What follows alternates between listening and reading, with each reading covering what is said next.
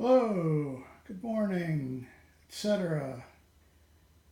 Alright, as you can see, I'm doing my damnedest to show the Bullseye sight on the SAS, the P365 SAS. I'm just going to call it the SAS, if you don't mind.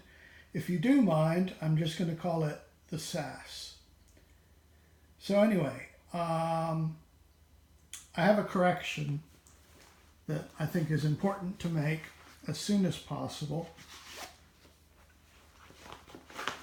And hopefully, let's see. Oh, what the hell, sit down. So here's the deal. When I did my video on the my first 100 rounds through the SAS, I was under the impression that it was like a red dot sight, infinity focus. And there was a piece of information I was missing.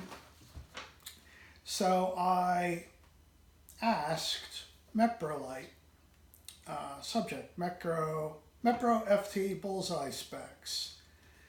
I may have missed it on your site. What are the ring and dot sizes in MOA for the Mepro FT Bullseye?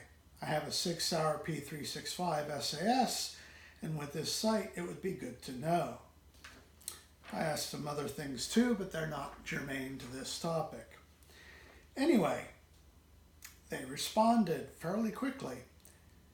Thank you for your message. Since the dot on the FT Bullseye is not a reflex infinity dot, it is not a MOA measurement. Thank you for your feedback. I'll pass it on to the product team. All the best.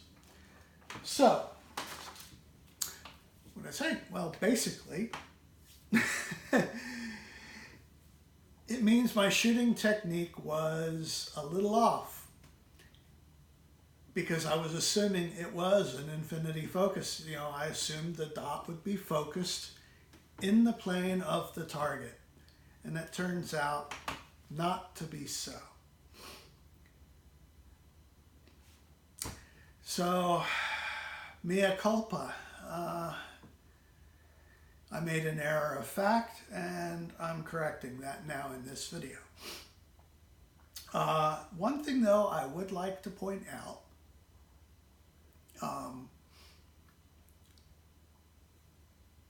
I have seen a lot of the criticisms on the SAS. There's still a dearth of videos on the SAS, which is a real shame, because I honestly think it's a very good CCW gun, particularly for pocket carry.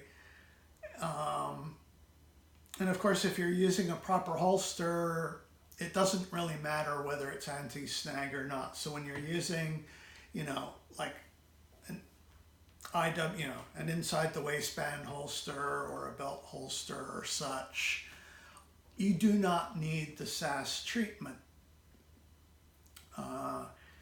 And from your shooting experience, it's quite possible that you would do better with conventional sights. However, I do pocket carry, and currently I'm using a sticky holster. Now, because the trigger is just so easy to, fire, the recommended way by me, and it doesn't have to be a sticky holster. There's several companies that make very good pocket holsters that are, soft cloth, is you put the firearm in the holster, then you put it in your pocket. And when you draw, trigger, finger, not on trigger. Otherwise, bad things can happen. In terms of sight acquisition, the sight absolutely lives up to name. In terms of two-eyed shooting, again, it works great. I'll point it right at you. You should be looking right down the muzzle. And I've got both eyes open. And it's really a matter of being able to center the dot. Now, I'm focusing on the camera, but the sight is a little out of focus. If I focus on the sight, it's an intentional effort, then the camera becomes out of focus. So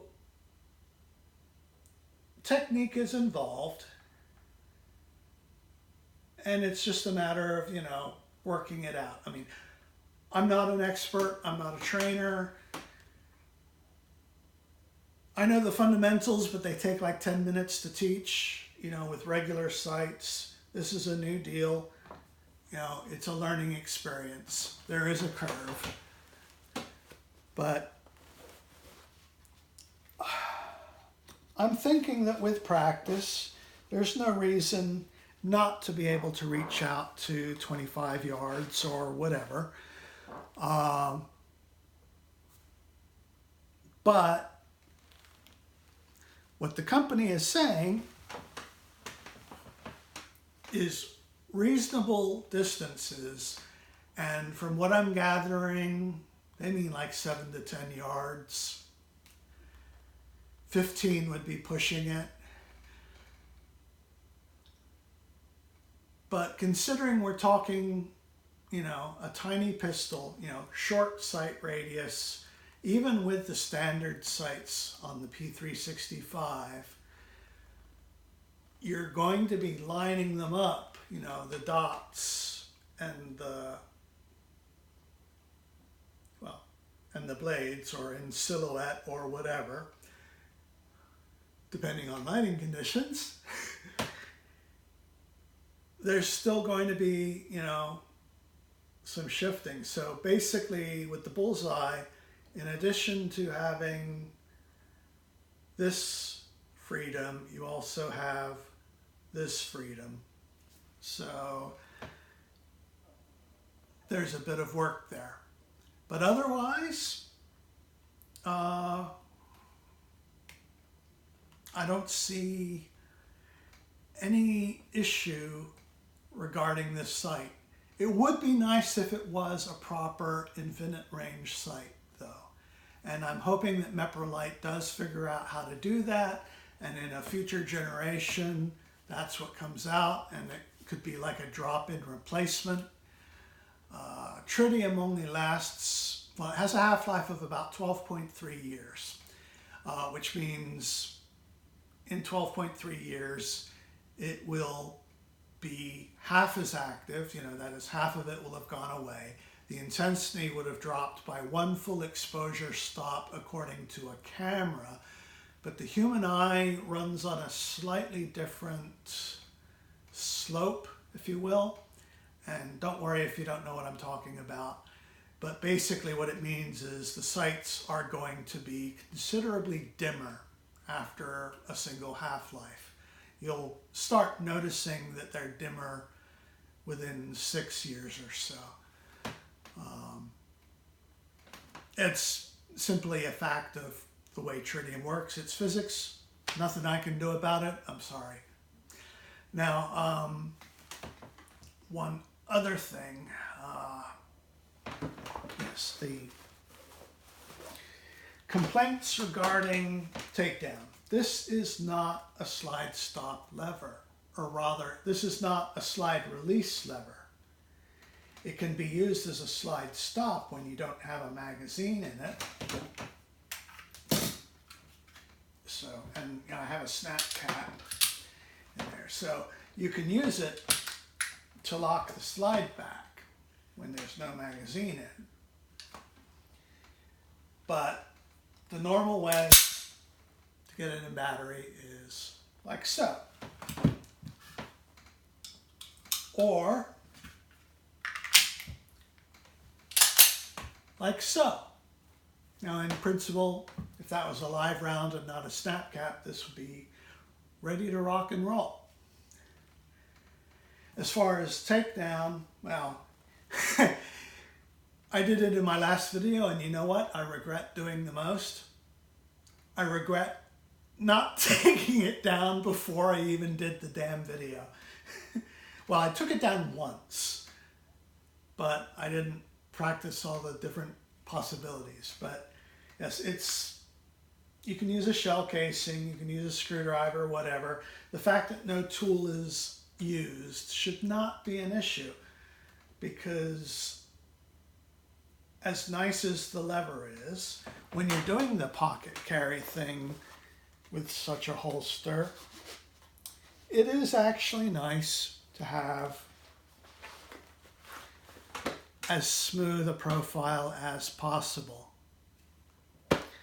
So there you go. And hopefully I will improve with the Sig, and I do have more to come about, Sig versus whatever.